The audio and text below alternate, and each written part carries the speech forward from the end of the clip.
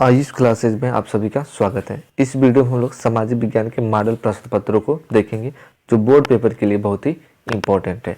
इस वीडियो में हम लोग सिर्फ बहुविकल्पी प्रश्न पत्रों और अति लघुत्तरीय प्रश्न पत्रों को देखेंगे। तो चलिए हम लोग वीडियो को शुरुआत करते हैं।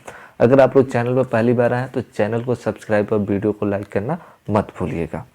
यह प्रश्न पत्र जो आपका होगा 2 खंडों में विभक्त होगा, खंड क और खंड ख में। तो खंड क के हम लोग बहुविकल्पी प्रश्न पत्रों को देखते हैं। पहला आपका क्वेश्चन है, प्रसा के राजा विलियम प्रथम को जर्मनी का सम्राट कब घोषित किया गया। क्वेश्चन आपका है, प्रसा के राजा विलियम प्रथम को जर्मनी का सम्राट कब घोषित किया गया।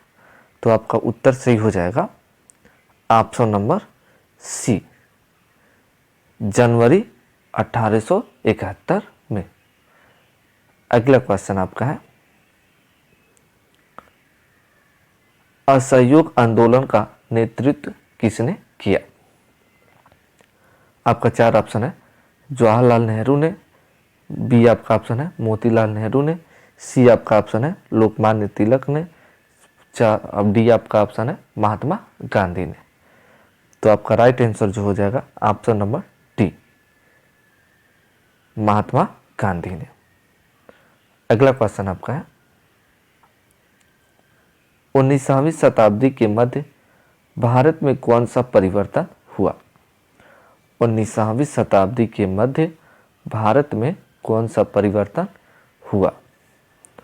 आपका ऑप्शन है कुटीर उद्योग का पतन हुआ, जमीन का किराया बढ़ना, खदानों के लिए जमीन की सफाई करना, ऑप्शन नंबर डी आपका है उपयुक्त सभी। तो जो ऑप्शन नंबर डी हो जाएगा ये सभी राइट आंसर यही आपका होगा। अगला क्वेश्चन आपका है, वर्ष 1956 में कानून पारित कर श्रीलंका में किस भाषा को राजभाषा घोषित किया गया। आपका क्वेश्चन है, वर्ष 1956 में कानून पारित कर श्रीलंका में किस भाषा को राजभाषा घोषित किया गया। आपका 4 ऑप्शन है, तमिल, बी ऑप्शन है द्रविड़ संस्कृत, सी ऑप्शन है दक्षिणी हिंदी, डी ऑप्शन है सिंहली। तो इसमें जो आपका राइट आंसर हो जाएगा ऑप्शन नंबर डी, सिंहली। अगला क्वेश्चन आपका है, संघीय शासन व्यवस्था में सरकारें अपने अपने स्तर पर क्या होकर अपना कार्य करती है। क्वेश्चन आपका है, संघीय शासन व्यवस्था में सरकारें अपने स्तर पर क्या होकर अपना कार्य करती है। ऑप्शन आपका है ऑप्शन नंबर ए सामाजिक होकर, ऑप्शन नंबर बी एकत्रित होकर, ऑप्शन नंबर सी स्वतंत्र होकर, ऑप्शन नंबर डी संगठित होकर। तो जो आपका राइट आंसर हो जाएगा स्वतंत्र होकर, ऑप्शन नंबर सी आपका क्या होगा सही हो जाएगा। अगला क्वेश्चन आपका है, नेपाल में किस दशक में लोकतंत्र स्थापित हुआ जिसके अंतर्गत राजा औपचारिक रूप से राज्य का प्रधान बना रहा। क्वेश्चन आपका है, नेपाल ने किस दशक में लोकतंत्र स्थापित हुआ जिसके अंतर्गत राजा औपचारिक रूप से राज्य का प्रधान बना रहा। 4 ऑप्शन आपका है, पहला है 1980 के दशक में, ऑप्शन नंबर बी है 1990 के दशक में, ऑप्शन नंबर सी 2000 के दशक में, ऑप्शन नंबर डी 2010 के दशक में। जो राइट आपका आंसर हो जाएगा ऑप्शन नंबर बी 1990 के दशक में। अब आप लोग अति लघुत्तरीय प्रश्न पत्रों को आप लोग लिखेंगे, हम इसका उत्तर बोल रहे हैं, हम इसका उत्तर बोल रहे हैं, आप लोग इस प्रश्न का उत्तर आप लोग लिखेंगे। क्वेश्चन कह रहा है, वियना संधि का मुख्य उद्देश्य क्या था। उत्तर बोल रहे हैं, वीडियो को आप लोग रोक कर आराम से उत्तर को लिखिएगा, अगर कहीं छूट जाएगा तो आपका उत्तर है बोल रहे हैं लिखिएगा, वियना संधि का मुख्य उद्देश्य नेपोलियन द्वारा परास्त हुए राजशाहों को बहाल करना था तथा यूरोप में एक नई रूढ़िवादी व्यवस्था स्थापित करना था। वीडियो को आराम से रोक रोक कर आप लोग लिख लीजिएगा। अगला क्वेश्चन आपका है आरटीआई का क्या अर्थ है? इसका आप लोग उत्तर लिखिएगा, बोलना है। राइट इंफॉर्मेशन अर्थात सूचना का अधिकार। इसे वर्ष 2005 से लागू किया गया। अगला क्वेश्चन आपका है बहिष्कार से क्या आशा है? आराम से वीडियो को आप लोग रोक रोक कर देखिएगा। क्वेश्चन आपका है बहिष्कार से क्या आशा है? इसका उत्तर आप लोग लिखिए।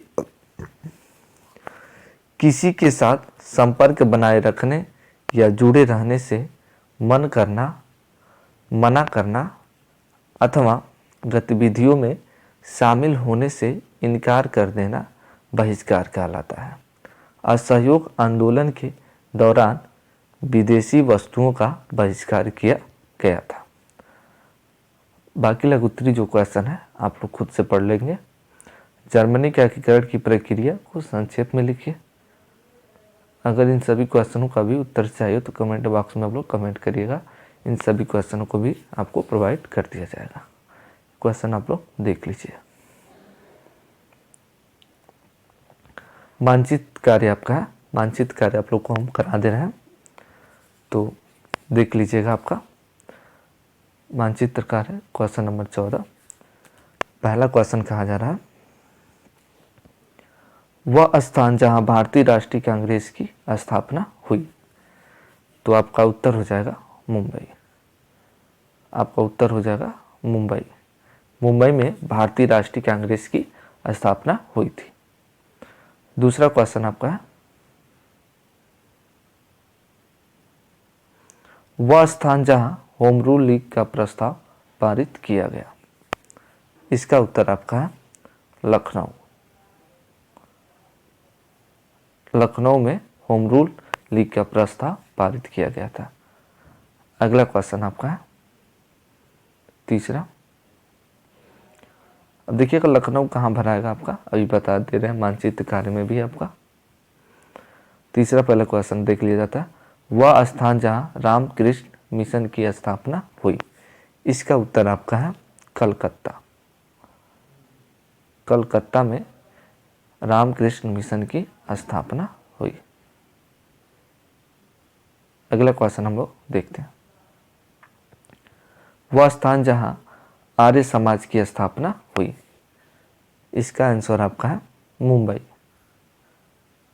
मुंबई में आर्य समाज की स्थापना हुई थी। अगला क्वेश्चन आपका है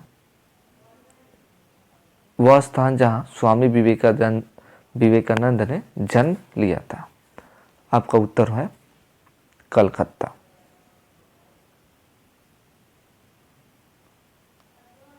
कलकत्ता में क्या किया था? स्वामी विवेकानंद का जन्म हुआ था।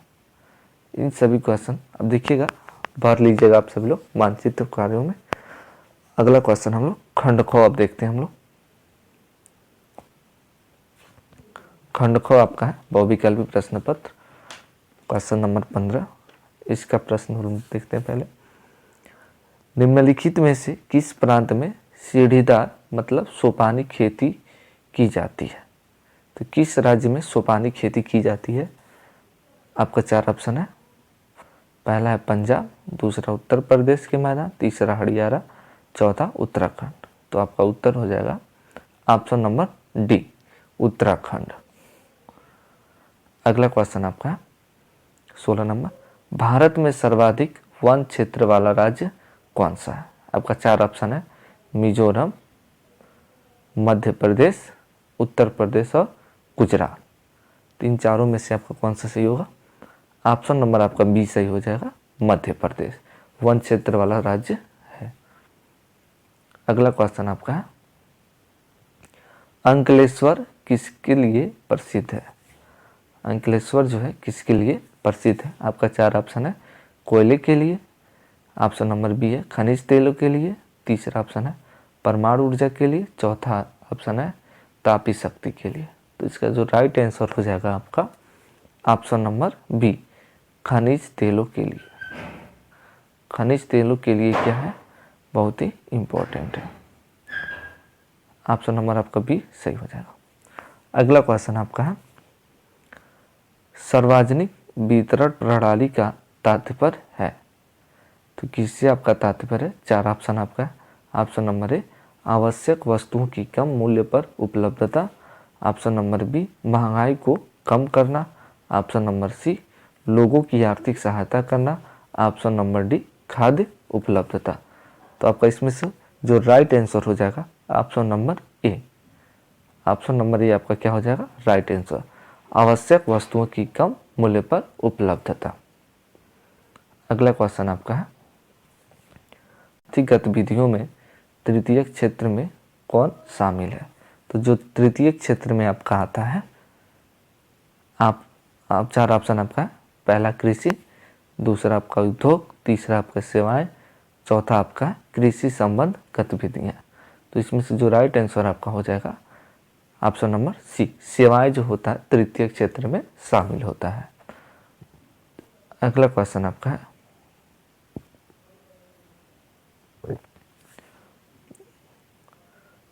एक मार्क किन वस्तुओं के लिए प्रमाणित चिन्ह है? 4 ऑप्शन आपका है। ऑप्शन नंबर ए, उपभोग वस्तु। ऑप्शन नंबर बी, सेवा वस्तु। ऑप्शन नंबर सी, खाद्य पदार्थ। Option number D, electronic. इन सभी में से आपका जो होगा राइट आंसर हो जाएगा खाद्य पदार्थ। खाद्य पदार्थ जो हो जाएगा इनमें से आपका राइट आंसर हो जाएगा। अति लघु उत्तरीय आपका प्रश्न है, इस क्वेश्चन को आप लोग लिखिएगा। हम बोल रहे हैं, पहला क्वेश्चन आपका है, भारत में अपनाए जाने वाले कृषि के 2 प्रकार बताइए। इसका उत्तर बोल रहे हैं आप लोग लिखिएगा। पहला, प्रारंभिक जीविका निर्वाह कृषि। दूसरा लिखिए वाणिज्यिक कृषि। अगला प्रश्न आपका है, द्वितीय क्षेत्र किसे कहते हैं? इसका उत्तर आप लोग लिखिएगा। जब प्राकृतिक उत्पादों को विनिर्माण प्रणाली के द्वारा अन्य रूपों में परिवर्तित किया जाता है तो वह द्वितीय क्षेत्र कहलाते हैं। अगला प्रश्न लिखिएगा, संसाधन से आप क्या समझते हैं? इसका उत्तर आप लोग लिखिएगा। पर्यावरण में उपलब्ध वह प्रत्येक वस्तु जो हमारी आवश्यकताओं की पूर्ति करने में सक्षम है और जिसे बनाने के लिए प्रौद्योगिकी उपलब्ध है तथा जो आर्थिक रूप से संभाव्य और सांस्कृतिक रूप से मान्य है, संसाधन कहलाती है। लघुत्तरीय प्रश्नोत्तरों को आप लोग खुद से देख लीजिएगा, खुद से इसको लिख लीजिएगा। मानचित्र प्रश्नों को आपको हम हल करा दे रहे हैं। पहला क्वेश्चन आपका है मानचित्र संबंधी प्रश्न। क्वेश्चन आपका कह रहा, भारत के लिए दिए गए मानचित्र पर निम्नलिखित को दर्शाइए। इसको हम दर्शा दे रहे हैं आपका। पहला कह रहा है लौह अयस्क की खान। जो लौह अयस्क की खान है ये कहाँ पर है, इसको आप लोग बताएंगे। तो आपको हम दिखा दे रहे हैं, उत्तर हो जाएगा। उत्तर आप लोग पहले लिख लीजिएगा, बैला डीला। इसका उत्तर होगा लौह अयस्क की खान है। उत्तर आप लोग लिख लीजिएगा, बैला डीला। मानचित्र में आप लोग दर्शाएंगे। मानचित्र कार्य आपका है, हम बता रहे हैं, यहाँ पर आप लोग दर्शाएंगे। यहाँ पर आप लोग क्या करेंगे, आप लोग बाला डीला को दर्शा देंगे। दूसरा क्वेश्चन हम लोग देखते हैं, रबड़ उत्पादक क्षेत्र। तो रबड़ उत्पादक क्षेत्र आपका हो जाएगा उत्तर में केरल। मानचित्र में आपको हम दर्शा के दिखा दे रहे हैं। मानचित्र में आपका केरल है, मानचित्र आपका केरल है सबसे नीचे। यहाँ पर आप लोग क्या करेंगे, दर्शा देंगे। अगला क्वेश्चन हम लोग देखते हैं, कॉफी का सबसे बड़ा उत्पादक राज्य। तो कॉफ़ी का जो सबसे बड़ा उत्पादक राज्य है आपका उत्तर हो जाएगा कर्नाटक। कर्नाटक, तो कर्नाटक को हम मानचित्र कार्य में दर्शा देते हैं। इसको आप लोग देख लीजिएगा। आपको इसमें क्या करना है, कर्नाटक को दर्शा देना है। अगला क्वेश्चन आपका टिहरी बांध। टिहरी बांध आपका है, उत्तर लिख लीजिएगा गढ़वाल। गढ़वाल, तो गढ़वाल आपका है टिहरी बांध आप लोग मानचित्र कार्य में दर्शा देंगे। सबसे ऊपर यहाँ पर उत्तराखंड में आप लोग यहाँ पर दर्शा दीजिएगा। अगला क्वेश्चन आपका है नरौरा परमाणु ऊर्जा उत्पादक केंद्र। इसको आप लोग दर्शा दीजिएगा लखनऊ में। लखनऊ आपका, इसी जगह आप लोग नरौरा परमाणु ऊर्जा उत्पादक केंद्र को दर्शा दीजिएगा। ये उत्तर प्रदेश में स्थित है। उत्तर हो जाएगा आपका उत्तर प्रदेश।